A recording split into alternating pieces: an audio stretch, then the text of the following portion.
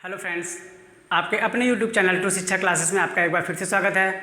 दोस्तों, पिछले एपिसोड में हम लोगों ने बाल विकास एवं शिक्षा शास्त्र के अंतर्गत समावेशी शिक्षा और उसमें परामर्श और निर्देशन के बारे में पढ़ लिया था।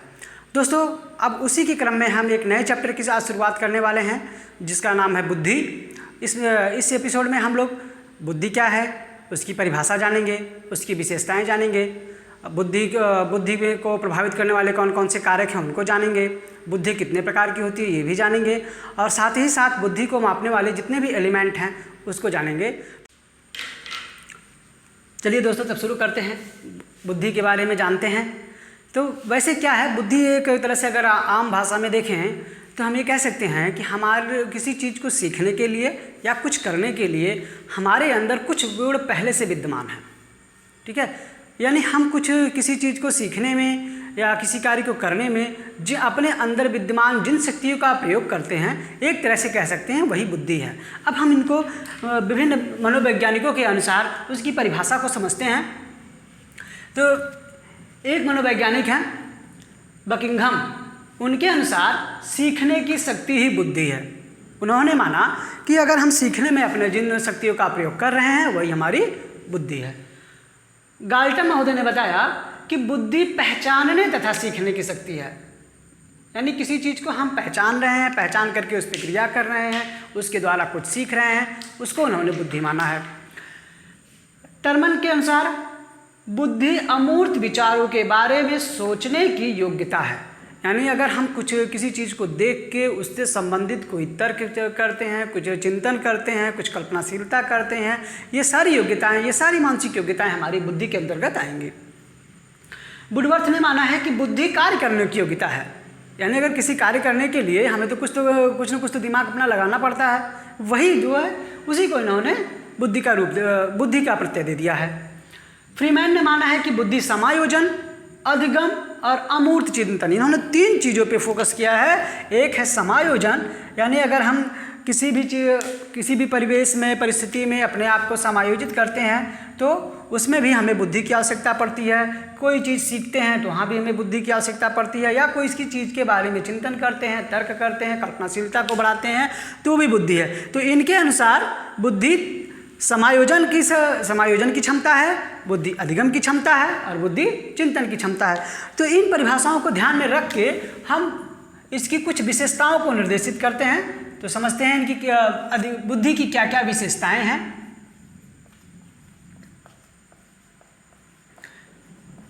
तो देखिए, परिभाषाओं से ही हमारी ये विशेषताएं सामने निकल के आएंगी, यही बताएगा, इसी के अनुसार हम जान पाएंगे कि बुद्धि की विशेषता क्या है। तो सबसे पहली विशेषता तो बुद्धि की ये है कि बुद्धि हमारी जन्मजात या प्राकृतिक होती है। ये कह सकते हैं बुद्धि जन्मजात या प्राकृतिक होती है, यानी अगर कोई भी बालक जन्म से ही कुछ न कुछ गुण लेकर आता है, सीखने की जो सब क्षमताएं हैं, उसको किसी कार्य को करने की जो क्षमताएं हैं उसमें पहले से ही विद्यमान होती हैं। एक तरह से कह सकते हैं ये पैतृक वाहक के रूप में उसके अंतर्गत आती है, आनुवांशिक रूप में प्राकृतिक होती है। बुद्धि एक अमूर्त संप्रत्यय है, यानी क्या है, ये हमको दिखाई नहीं देती है, हम चिंतन करके, तर्क करके इसके बारे में कुछ विचार करते हैं, अमूर्त संप्रत्यय है। और बुद्धि क्या है? सीखने की योग्यता है या सीखने की क्षमता है। बुद्धि हमारी सीखने की क्षमता है। और कह सकते हैं इसको, बुद्धि हमारी समायोजन की क्षमता है या समायोजन की योग्यता है। तो इस तरह मिला के तीनों को हम कह सकते हैं, तीनों को या तो 3 पॉइंट में लिखें या एक ही तरह से लिखें, तो कह सकते हैं कि बुद्धि हमारी समायोजन की क्षमता है या समायोजन की योग्यता है।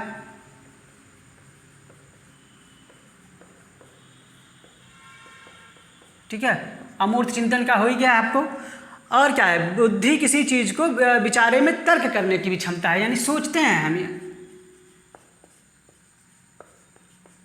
तर्क करने की भी क्षमता है। यानी तर्क करने की क्षमता को भी हम बुद्धि कहेंगे। और कह सकते हैं बुद्धि सीखने पहचानने हो गया, हाँ, सीखने की शक्ति, सीखने की क्षमता हो गई। और भी कह सकते हैं बुद्धि हमारी परिवर्तनशील और विकासशील होती है। बुद्धि जो है परिवर्तनशील और विकासशील।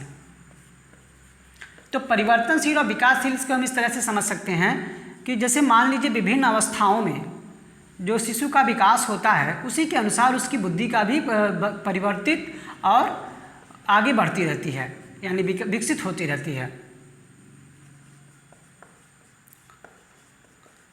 देखिए, बुद्धि द्वारा हम ज्ञान को बढ़ा सकते हैं, यानी बुद्धि ज्ञानवर्धन में सहायक है। बुद्धि हमारी ज्ञानवर्धन में सहायक है।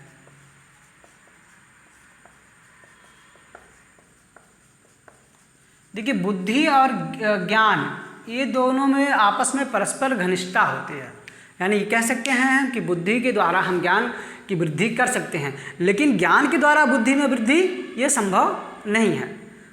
थोड़ा सा अगर इस पर और डिटेल में हम जाएंगे तो थोड़ा सा ये एक तरह से आप कह सकते हैं कि संवाद वाली स्थिति होगी, वाद विवाद वाली।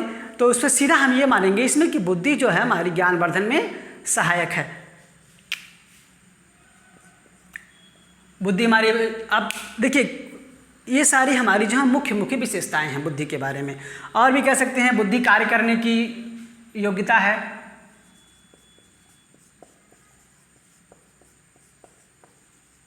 कार्य करने की योग्यता है।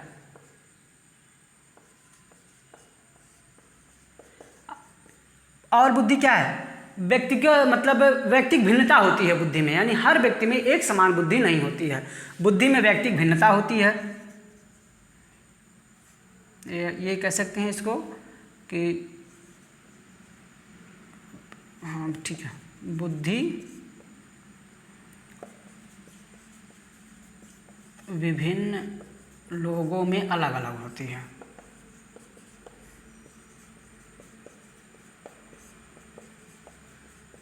यानी व्यक्तिगत भिन्नता होती है उसमें।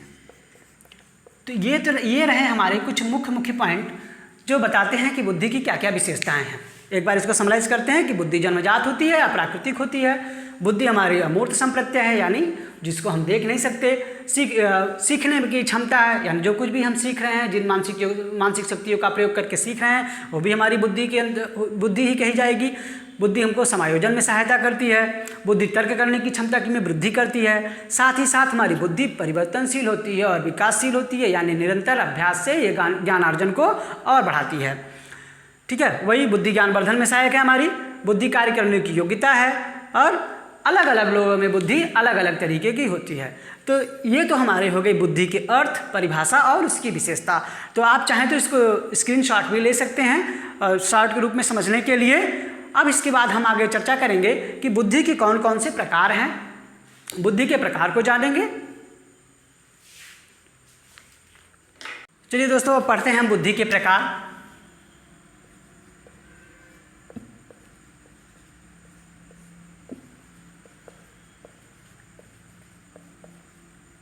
देखिए, बुद्धि के प्रकार में अलग अलग मनोवैज्ञानिकों ने अपने अपने अनुसार इसकी क्या कहते हैं उसका क्लासिफिकेशन किया है। अब हम इसमें दो तरह के लोगों के बारे में, जो दो मुख्य मनोवैज्ञानिक, एक थॉर्नडाइक और एक हैं गैरिट, इसके अनुसार बुद्धि के प्रकार को जानेंगे। इसको एक डायग्राम के माध्यम से समझते हैं। जो बुद्धि के प्रकार हैं, इसमें पहले प्रकार में हम थॉर्नडाइक को जानेंगे। थॉर्नडाइक के अनुसार। और दूसरा जो प्रकार है हमारा वो गैरिट के अनुसार।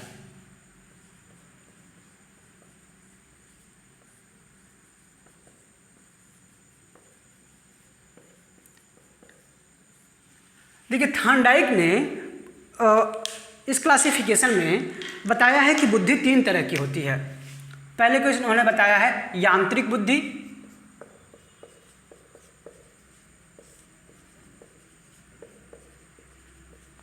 दूसरा है अमूर्त बुद्धि,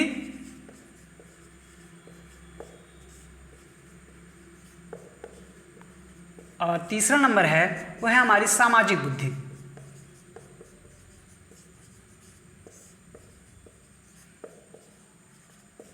ये क्लासिफिकेशन थॉर्नडाइक के अनुसार है। अब गैरिट ने जो बताया है, उन्होंने बताया है मूर्त बुद्धि,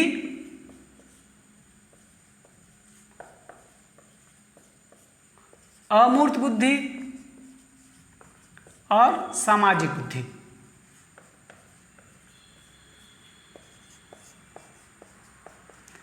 देखिए, अगर दोनों लोगों के क्लासिफिकेशन को देखा जाए तो लगभग समान ही दिखते हैं, ठीक है। यानी थॉर्नडाइक के अनुसार इन्होंने जो क्लासिफिकेशन किया है बुद्धि का, और गैरिट महोदय ने जो किया है, दोनों में लगभग समानता है। इसलिए अगर हम एक को समझेंगे तो उसको रिलेट करके दोनों को समझ जाएंगे। तो शुरुआत करते हैं कि थॉर्नडाइक के अनुसार यांत्रिक बुद्धि के कौन कौन से प्रकार हैं और उसके बारे में जानते हैं। देखिए, इन्होंने पहली बुद्धि बताई है यांत्रिक बुद्धि। यांत्रिक बुद्धि को हम मूर्त बुद्धि भी कहते हैं, इसका ये भी एक उपनाम है। तो इसका यांत्रिक बुद्धि हमारी मूर्त बुद्धि लगभग एक ही है। इसको मूर्त बुद्धि भी कहते हैं और स्थूल बुद्धि भी कहते हैं। इसमें क्या होता है, यांत्रिक बुद्धि में यंत्रों के माध्यम से हम ज़्यादा सीखते हैं। यानी हम जो कुछ प्रक्रिया करते हैं, किसी कार्य को प्रतिपादित करते हैं, उसमें हमारी जो बुद्धि होती है वो यंत्रों के ऊपर से ज़्यादा डिपेंड होती है। यानी हम कह सकते हैं उपकरणों का प्रयोग करते हैं। तो अब यांत्रिक बुद्धि में क्या क्या चीज़ें हमारी आएंगी उनके बारे में हम जानते हैं।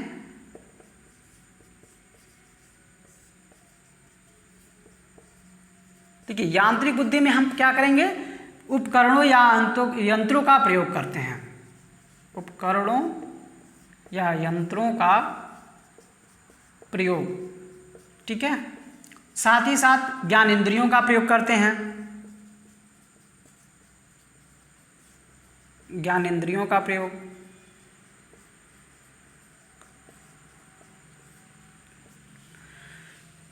नाम से ही स्पष्ट है, यांत्रिक यानी यंत्र, उपकरण, औजार, ठीक है, और मूर्त जो चीज़ें हमको प्रत्यक्ष रूप से दिखाई दे रही हैं।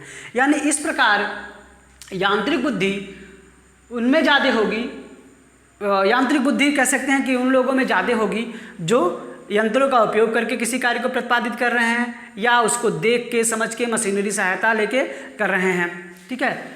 इस तरह से हम कह सकते हैं कि इस यांत्रिक बुद्धि किन लोगों में ज़्यादा होगी, तो उसमें से हमारे आ जाएंगे अभियंता, इंजीनियर,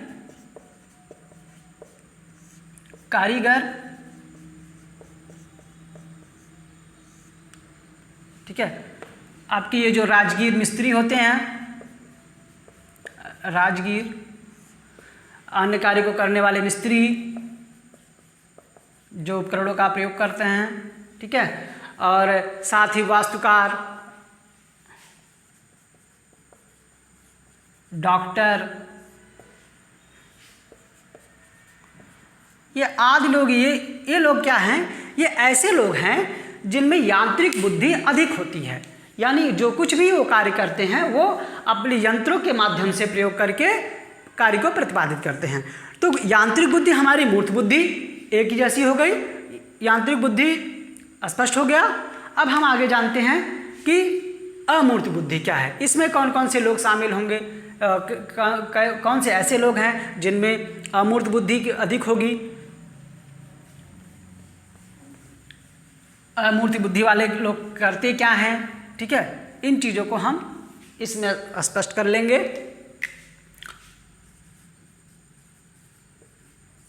अमूर्त बुद्धि, ठीक है। अब देखिए, अमूर्त बुद्धि में क्या होता है, तर्क करने की क्षमता उनमें अधिक होती है, यानी तर्कशीलता होती है, तर्कशीलता। साथ ही साथ चिंतन करते हैं वो, चिंतनशीलता भी होती है, और कल्पनाशीलता। ये गुण जिसमें विद्यमान होते हैं उनमें उसमें ये कह सकते हैं हम कि अमूर्त बुद्धि अधिक होती है। तो ऐसे में कौन कौन से लोग आ जाएंगे, जैसे हमारे दार्शनिक हो गए। अक्सर इस पे सवाल पूछे जाते हैं कि बना के कि आगे जब हम इसका प्रैक्टिस करेंगे तो बताया जाएगा। तो इसमें बहुत ही इम्पॉर्टेंट क्वेश्चन आते हैं कि अगर ये फला आदमी इस तरह का है तो इसमें कौन सी प्रकार की बुद्धि होगी, अमूर्त होगी, सामाजिक होगी या फिर यांत्रिक होगी, तो हम उसको उस समय कवर कर लेंगे। अब यहाँ जानते हैं कि जो हमारी अमूर्त बुद्धि होगी वो किस में अधिक होगी। हमारे एक तो दार्शनिक हो गए, हमारे वैज्ञानिक होते हैं, ठीक है, दार्शनिक, वैज्ञानिक, चित्रकार भी कह सकते हैं हम, क्योंकि कल्पना जगत से संबंधित चित्र ही बनाते हैं अक्सर वो। तो इन लोगों में अमूर्त बुद्धि की अधिक प्रधानता होती है, यानी अमूर्त बुद्धि उनमें अधिक होती है। तो इस तरह से ये अमूर्त बुद्धि चाहे थार्नडाइक के अनुसार था चाहे गैरिट के अनुसार था, ये दोनों का लगभग कार्य वही है। अब हम आगे जानते हैं सामाजिक बुद्धि क्या होती है। देखिए, सामाजिक बुद्धि इस समय तो आप देख ही रहे होंगे कि आप लोगों के आसपास काफ़ी नेतागण लोग घूम रहे होंगे, है ना, क्योंकि समाज के कार्यों में उनको काफ़ी रुचि है। तो एक तरह से कह सकते हैं कि उनके अंदर सामाजिक बुद्धि बहुत है। सामाजिक बुद्धि, अब देखिए सामाजिक बुद्धि इसका मतलब समाज से संबंधित कार्यों में जो रुचि ले रहा है, यानी एक तरह से कह सकते हैं हम कोई सामाजिक व्यक्ति या फिर राजनेता आपका या नेता किसी भी टाइप का हो, है ना, इनमें हमारे क्या होती है, सामाजिक बुद्धि अधिक होती है। तो इस प्रकार हम लोगों ने बुद्धि के प्रकार थार्नडाइक के अनुसार और गैरिट के अनुसार अध्ययन कर लिया, जिसमें से उन्होंने तीन वर्गों में विभाजित किया है, उसको हम लोगों ने समझा। अब आगे हम लोग जानेंगे कि बुद्धि को प्रभावित करने वाले कौन कौन से कारक हैं।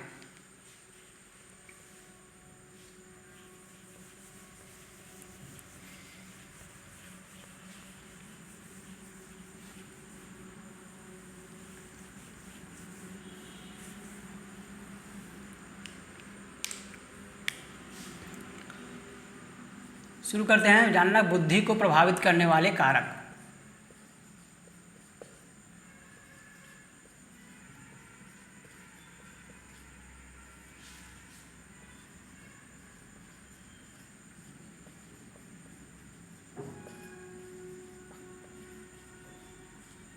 देखिए, जो हमारी बुद्धि को प्रभावित करेगा वो ऐसे कौन कौन से ऐसे कारक हैं। तो पिछले एपिसोड में इसके पहले जो अधिगम वाला एपिसोड हम लोगों ने पढ़ा था, तो उसमें पढ़ा था कि अधिगम को प्रभावित करने वाले कौन कौन से कारक हैं। तो वहाँ से अगर देखा जाए, अगर आपने उसको अच्छे से देखा होगा तो, और इस एपिसोड को देखेंगे तो आपको बिल्कुल थोड़ी सी बहुत समानता मिलेगी। यानी जो कारक अधिगम को प्रभावित कर रहे थे, लगभग वही कारक हमारे बुद्धि को भी प्रभावित करेंगे।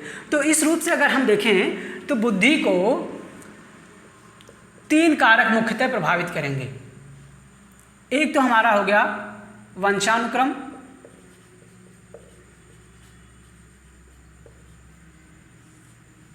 दूसरा जो कारक होगा वो होगा वातावरण, और जो हमारा अगला कारक है वो वंशानुक्रम और वातावरण की अंतःक्रिया।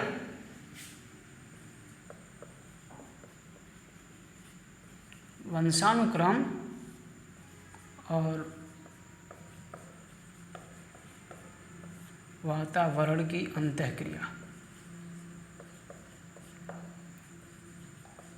देखिए, यही मुख्यतः 3 कारण हैं जो बुद्धि को प्रभावित करते हैं।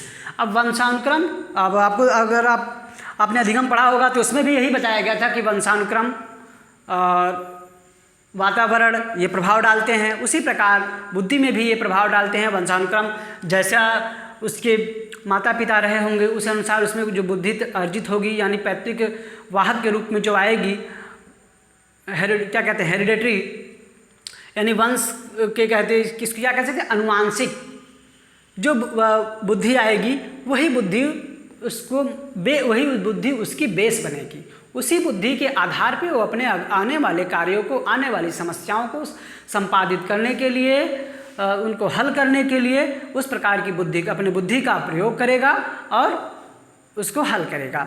दूसरी बात, वातावरण भी प्रभावित करेगा। जैसे उसमें अधिगम में प्रभावित कर रहा था, उसी तरह से वातावरण यहाँ भी प्रभावित होगा। यानी जैसे हमारे आसपास का परिवेश का वातावरण होगा, उसी प्रकार हमारी बुद्धि उसी दिशा में आगे बढ़ेगी।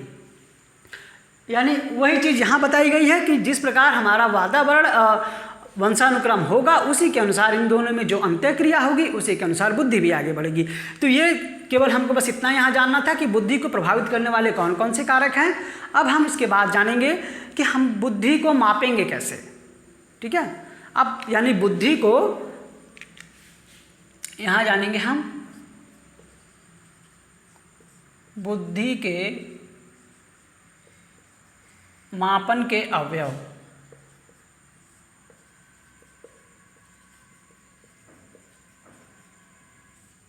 यानी ऐसे कौन कौन से वो एलिमेंट हैं जो हमको बुद्धि को मापने में हमारे हेल्प करेंगे, हमारी सहायता करेंगे। तो बुद्धि का मापन होता क्या है? बुद्धि का तो कभी मूल्यांकन होता नहीं, बुद्धि का केवल मापन होता है। बुद्धि को हम माप सकते हैं कि कितना हम सीखा गया है हमारे द्वारा, या हमें कितना सीखना है, या हमारे एज के हिसाब से हमारी बुद्धि किस प्रकार की चल रही है, क्या हम पीछे हैं या आगे हैं। जैसा कि आप लोगों ने प्रतिभाशाली बालक, क्या विशिष्ट आवश्यकता वाले बालक के बारे में पढ़ा था। तो बुद्धि के जो मापन के अवयव हैं, तो बुद्धि क्या है, बुद्धि मापन क्या है कि बाह्य व्यवहार द्वारा, यानी बाह्य व्यवहार द्वारा हमारे समायोजन की क्षमता, हमारे संज्ञानात्मक क्षमता, या हमारी ये कह सकते हैं कि जो कि कुछ भी हमारी ज्ञानेंद्रियों द्वारा हमारे सीखे गए वो चीज़ें हैं, उनको हम मापने की एक प्रणाली होती है जिसको हम बोलते हैं बुद्धि के मापन करना। ठीक है, तो बुद्धि का जो मापन है वो मुख्यतः कुल इसमें 3 एलिमेंट होते हैं। जो पहला होता है हमारा, उसको कहते हैं हम कालक्रमिक बुद्धि, कालक्रमिक आयु या वास्तविक आयु।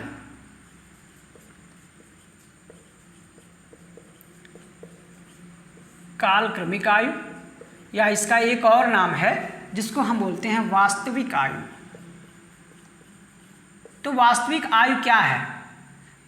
देखिए, बालक जब हमारा जन्म लेता है उसी दिन से उसकी आयु की गणना हम लोग स्टार्ट कर देते हैं। यानी जन्म के पश्चात वो कब 1 साल का हुआ, 2 साल का हुआ, 3 साल का हुआ, 4 साल का हुआ, यानी वही वर्ष उसकी वास्तविक आयु है, उसी को हम कालक्रमिक आयु कहते हैं। यानी अगर 5 साल का बालक है तो उसकी वास्तविक आयु 5 साल है। ठीक है, अगर वो 7 साल का है तो उसकी वास्तविक आयु 7 साल का है। तो ये पहला जो एलिमेंट था वो था वास्तविक आयु। दूसरा जो हमारा एलिमेंट है वो है मानसिक आयु।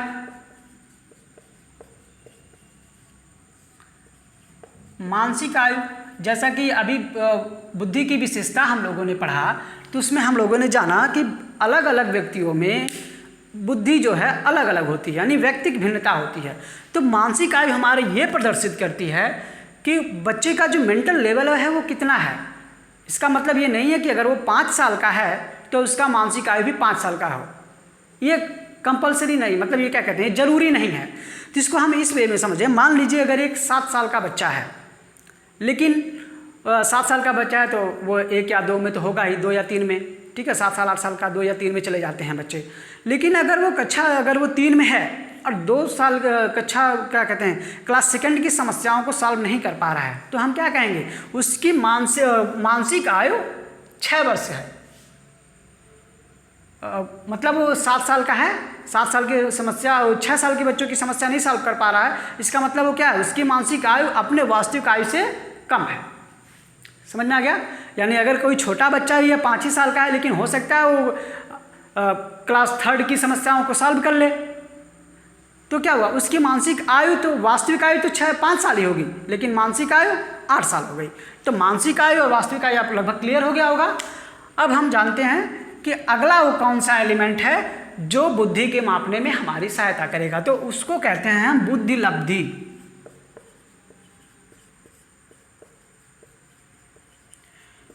जिसको आईक्यू बोलते हैं, आईक्यू लेवल। यानी बुद्धि लब्धि जो होती है वो हमारी मानसिक आयु और वास्तविक आयु के ऊपर डिपेंड करती है। तो बुद्धि लब्धि से इस प्रकार जो बुद्धि लब्धि का मानसिक और वास्तविक आयु से जो संबंध है उसको एक हम फार्मूला के रूप में लिख रहे हैं, तब समझ में आएगा आपको अच्छे से। यानी बुद्धि लब्धि बराबर बुद्धि लब्धि को आईक्यू, बुद्धि लब्धि बराबर मानसिक आयु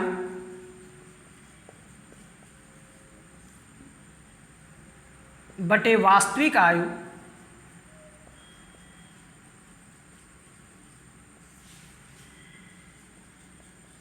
ठीक है। मानसिक आयु बटे वास्तविक आयु और इसके गुणे 100, सबके गुणे पे 100 कर देंगे। यानी ये हमारी हो गई बुद्धि लब्धि। यानी हम किसी बुद्धि लब्धि को जानना है कि कितनी है, उसकी मेंटल एबिलिटी कितनी है, तो उसको हम क्या करते हैं, मानसिक आयु को वास्तविक आयु से भाग देने पे, उसमें 100 से गुणा करने पे जो हमारी संख्या आती है वो हमारी बुद्धि लब्धि होती है। ठीक है दोस्तों, ये क्लियर हो गया कि हमारे बुद्धि मापन में केवल 3 एलिमेंट काम करते हैं, 3 अवयव काम करते हैं। एक हमारा होता है वास्तविक आयु, और एक होता है मानसिक आयु, और एक बुद्धि लब्धि। और बुद्धि लब्धि मानसिक आयु और वास्तविक आयु के मानसिक आयु में वास्तविक आयु से भाग देने पे जो संख्या आएगी उसमें 100 से गुणा करने से प्राप्त होगी। तो इस प्रकार तो ये हो गई बुद्धि लब्धि। अब हम आगे जानते हैं कि कितनी बुद्धि लब्धि है, तो किस प्रकार के बालक हैं।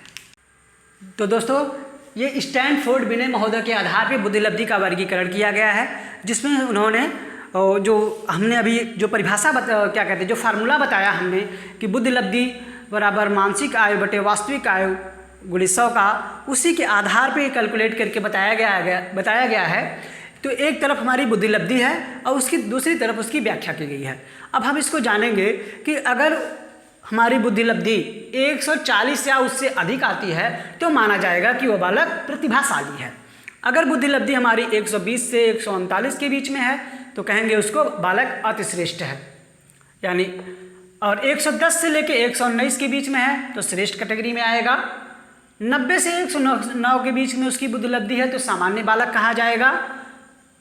और अगर बुद्धि लब्धि 80 से 89 के बीच में है तो वह मंद बालक है, यानी सीखने में उसकी गति कम है। और अगर 70 से लेकर 79 के बीच में है तो सीमांत बुद्धि वाला है, यानी उसमें और जोर लगाने की जरूरत पड़ेगी सिखाने के लिए। 60 से लेकर 69 तक के है तो समझ लीजिए कि वह मूर्ख कैटेगरी में ही माना जाएगा, यानी उसकी कैटेगरी ऐसी है कि मतलब मानसिक क्या कहते हैं, उसकी बुद्धि लब्धि इतनी कम है कि सीखने में उसको बहुत ज़्यादा कठिनाई होगी। 20 से 59 के बीच में जो आएंगे उनको मूढ़ कहेंगे, यानी ये उससे भी नीचे आएंगे। और 20 से कम तो जड़ बालक हैं, यानी आप कितना भी प्रयास कर लें उसमें सुधार बहुत ही न्यून होगा।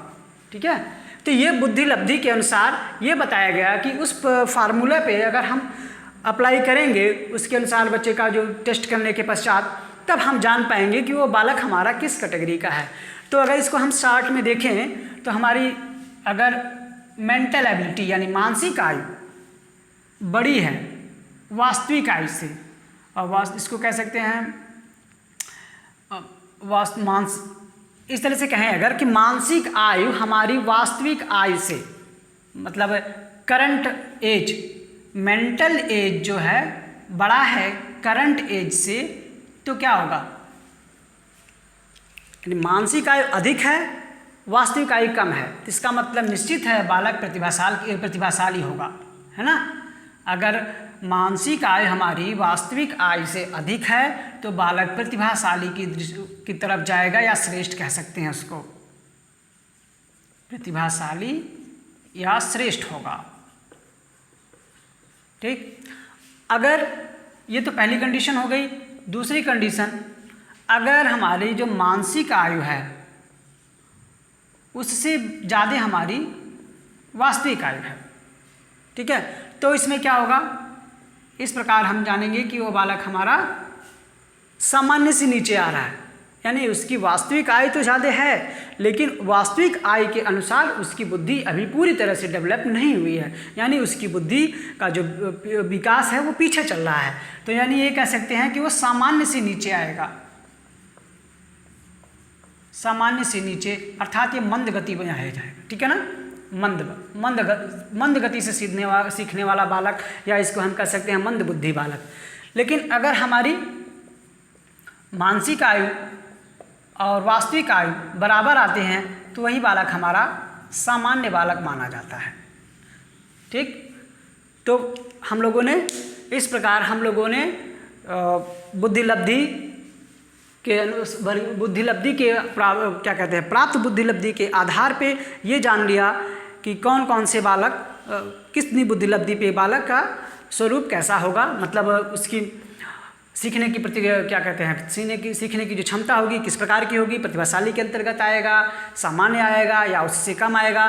तो दोस्तों ये जो बुद्धि लब्धि पे अक्सर हर परीक्षा में लगभग जो भी आपके सीटेट यूपी टेट की परीक्षा हुई है उसमें इससे ज़रूर प्रश्न पूछा गया है कि मान लीजिए, या कभी कभी सॉल्व करने को भी दिया जाता है कि एक बालक है जिसकी मानसिक आयु इतनी वर्ष है, वास्तविक आयु इतनी वर्ष है, तो बताइए कि बालक किस कैटेगरी में जाएगा। तो उसके अनुसार हम हल करेंगे उस पर दिए गए फार्मूला पे, और जो कैटेगरी आएगी उससे हम जान पाएंगे कि बालक किस कैटेगरी में जा रहा है। तो दोस्तों ये हो गई हमारी बुद्धि लब्धि। आप चाहें तो इसके स्क्रीनशॉट ले लें, ये बहुत काम आ सकती है आपके। तो अगले एपिसोड में हम जानेंगे कि बुद्धि के सिद्धांत कौन कौन से हैं। तो ये एपिसोड हमारा यहीं समाप्त होता है। अगले एपिसोड में हम बुद्धि के सिद्धांत जानेंगे। तब तक दोस्तों आप लोग हमारे चैनल को सब्सक्राइब कर दीजिए, लाइक कर दीजिए और शेयर कर दीजिए। आपके जो भी महत्वपूर्ण सुझाव है आप हम कमेंट बॉक्स में ज़रूर दीजिए। धन्यवाद।